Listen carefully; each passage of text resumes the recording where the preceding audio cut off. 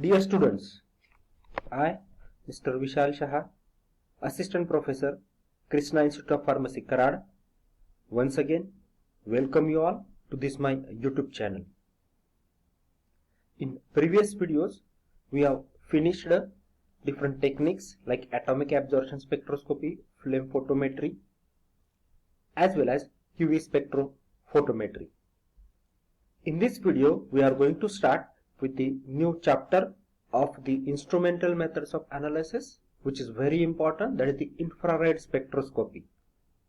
Now, if you have not watched my previous videos, then you can check my YouTube channel, watch my previous video related to the instrumental methods of analysis, and if you like the content of this channel, then you can share and subscribe to my YouTube channel.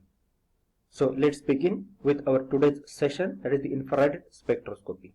In this video, we are going to discuss about the basic principles, basic introductory part regarding the infrared spectroscopy.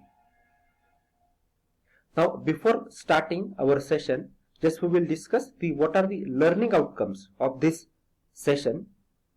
After this session, students will be able to tell the wavelength of infrared region, explain theory of infrared absorption spectroscopy. So after completing these videos, you can able to tell these things. So now let's begin our today's session. First, we will see what is the meaning of infrared spectroscopy, which is commonly known as the IR spectroscopy. What is the range where these IR radiations are present in the electromagnetic spectrum. Like in case of UV visible spectroscopy or UV visible radiations, we have seen that UV radiations are ranging in between 200 to 400 nanometer. Visible ranges are from 400 to 800 nanometer. Now from 800 to next, these infrared radiations are present. Now, what is the meaning of IR spectroscopy? The study of interaction of electromagnetic radiations with the vibrational and rotational resonances or vibrational and rotational energy within a molecular structure is termed as the infrared spectroscopy. Generally, infrared radiations that are emitted from the source, they make changes in the vibrational and rotational energy of a molecular structure. Infrared spectroscopy is a technique which is based on the vibrations of atoms of a molecule. For example, if we consider a water molecule is consisting of HOH, that is the 2 hydrogen atom and 1 oxygen atom. So these atoms are continuously vibrating, and when infrared radiations are absorbed, and if the wavelength or the frequency of this infrared radiation matches with the wavelength or frequency of these atoms, then vibrations are produced or changes in the vibrational energy of that particular molecule is changed. So due to this spectroscopy is based upon the vibration of atoms that are present in the molecule. An infrared spectrum is commonly obtained by passing infrared radiations through a sample and determining what fraction of incident radiation is absorbed at a particular energy. So basically, infrared spectrum is obtained by passing infrared radiation, and some amount of light is absorbed at a particular energy. Now basically, we have seen if we divide energy of a molecule, there are 3 different types of energies are associated with the molecule. That is the electronic energy, vibrational energy and rotational energy. Now, in case of UV, we have seen due to the absorption of UV, electronic changes in the electronic energy of that particular molecule will take place. Now when a molecule absorbs infrared radiations, it induces the changes in the vibrational energy of that particular molecule, and that's why also the infrared spectroscopy is known as vibrational spectroscopy. As infrared spectroscopy is concerned with the study of absorption of infrared radiations, which causes the vibrational transitions in the molecule. And that's why thus it is known as the vibrational spectroscopy. Now see over here. Now what is the meaning of vibrational transitions? Now here we have represented this particular structure. These are the two carbon atoms, and these bonds I have represented in the form of the spring, because the position of these carbon atoms is not fixed. They are continuously vibrating in either to and fro motion, and due to which whatever these bonds are there, these bonds are behaving, single covalent bonds are behaving like a spring. Suppose both the carbon atoms will come towards each other, then this distance between these particular carbon atoms will be reduced as shown over here, and this bond is behaving like a spring and it will decrease the distance between the two carbon atoms. Similarly, if both the carbon atoms go away from each other, then what happens? This particular length of bond will increases like stretched spring. So all the molecules which are having any single covalent bond, they will be behaving like this. Also sometimes what happens, this particular movement of these carbon atoms, or you can say atoms, is along the bond length of that particular bond, single covalent bond. But sometimes what happens, if these carbon atoms move to and fro in the plane of direction, then also different types of transitions are produced, and these transitions are known as the vibrational transitions.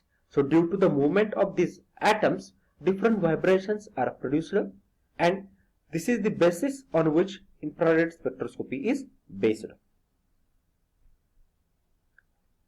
Infrared spectroscopy mainly used in structural elucidation to determine the functional groups. IR region is ranging from 0.8 micrometer, that is nothing but the 800 nanometer, where visible range ends, to 1000 micrometer, that is the 1 millimeter. So this is the very broad range is there as compared to the UV and visible spectroscopy. This is the longest region where this part of the electromagnetic radiations, where this infrared region is ranging. Further, IR region is divided into three parts. From 0.8 to 2 micrometer, it is known as the near infrared region. Then second part is middle infrared region. It is divided from 2 to 15 micrometer, and the last region is far IR, that is the far infrared region, where it ranges from 15 to 1000 micrometer. So this is the typical diagram of our electromagnetic spectrum. Here just we have represented the UV rays, UV visible rays, then infrared rays and microwave rays. So here infrared rays lies between our visible region as well as the microwave region. Ultraviolet region starts from 200 nanometer, where it ends at the 400 nanometer. The region between 400 to 800 nanometer is known as the visible light. Already we have discussed. And this is the infrared region, which is divided into near infrared region having a wavelength of 0.8 to 2 micrometer. Then mid infrared region, which is having the region of 2 to 15 micrometer. And this is the far infrared region, which is having the 15 to 1000 micrometer. Most of the analytic applications are confined to the middle infrared region, because absorption of organic molecules are high in this particular region. So whatever the analysis that we are going to perform, this analysis is performed in the mid infrared region. So we are only concerned with the wavelength range of 2 to 15 micrometer. We are not interested in near infrared region as well as the far infrared region. Most of the organic molecules which are having a covalent bonds, they absorb the mid infrared radiations. So that this will be useful in determining the various functional groups that are present in the molecule. Now, the energy at which any peak in an absorption spectrum appears correspond to the frequency of vibration of a part of the sample molecule. Means suppose in infrared region like UV, we are not getting a single peak. So many peaks are obtained. And these peaks corresponds to not a whole molecule but few components that are present, like one bond, for example CH bond, CC bond. So CH bond will give a different peak, CC bond will give a different peak. Similarly, CC carbon double bond will give a different peak. In this way, the energy at which peak in absorption spectrum appears is correspond to the frequency of vibration of part of the only sample molecule. The IR absorption spectrum provides a fingerprint of a molecule with covalent bonds, and this can be used to identify the molecule. The main goal of IR spectroscopy analysis is to determine the chemical functional groups. So what we can understand with the help of the IR spectroscopy, that we understand which functional groups, whether our compound is consisting of a carbonyl functional group. Now this carbonyl functional group may be aldehydic, that we can understand. If maybe ketonic, that we can understand. If alcoholic functional group is that we can understand. So this technique is used to determine which functional groups that are present in our sample. Different functional groups absorbs the characteristic frequencies of IR radiation, and the peaks will appear at the different region in the infrared spectrum. And that's why this is the important thing by which we can understand by using infrared spectroscopy. Using various sampling accessories, IR spectrometers can accept a wide range of samples, that we can use gases, liquids as well as the solids for the analysis. Like in UV, what we are having disadvantage, that only we can use the liquid samples which are in the solution form. But for IR, we can use gas, we can use liquid as well as the solids as a samples. Thus, IR spectroscopy is an important and popular tool for structural elucidation and compound identification. It is common to use wave number to represent the IR radiations. Now, what is the meaning of wave number? Because as we have seen, infrared spectrum is associated with the 2 to 15 micrometer range. So this particular range is middle infrared region, which is very wide. In this region, it becomes very difficult to remember the frequencies as well as the wavelength, because this range is wide. So that's why whatever the wavelength is there, that wavelength is converted into the another constant, that is the wave number. And this wave number is defined as number of waves per unit length. Generally, centimeter inverse is used as a unit. So wave number defines number of waves present per centimeter of our spectrum. So this is the commonly used wave number. Generally, if we convert the middle infrared region into the wave number, it corresponds to the 4000 to 400 centimeter inverse.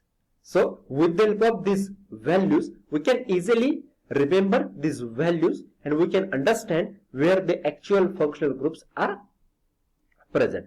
That's why in infrared spectrum, always a spectrum is obtained by calculating a graph between the transmittance on the y-axis and the wave number on the x-axis. Now, what are the advantages of using wave number? Wave number is directly proportional to the frequency and is expressed in much more convenient numbers. That's why 4000 to 400 centimeter inverse, this is the region where we are going to carry out the middle infrared region. The use of wave numbers allows spectra to be displayed in a linear energy, which is distinct and sorting out related to vibration transitions. The transmittance is 0% if all the radiation is absorbed, and transmittance is 100% if no absorption is absorbed. So here we have completed the basics of the infrared spectroscopy. In next video also we will see the actual what is meaning of infrared spectrum. Still more basics we can cover. Before that, just you can go to this particular website, use this code and give the answer of this particular question. Thank you. If you have any queries related to the instrumental methods of analysis, then contact me on this particular mail ID.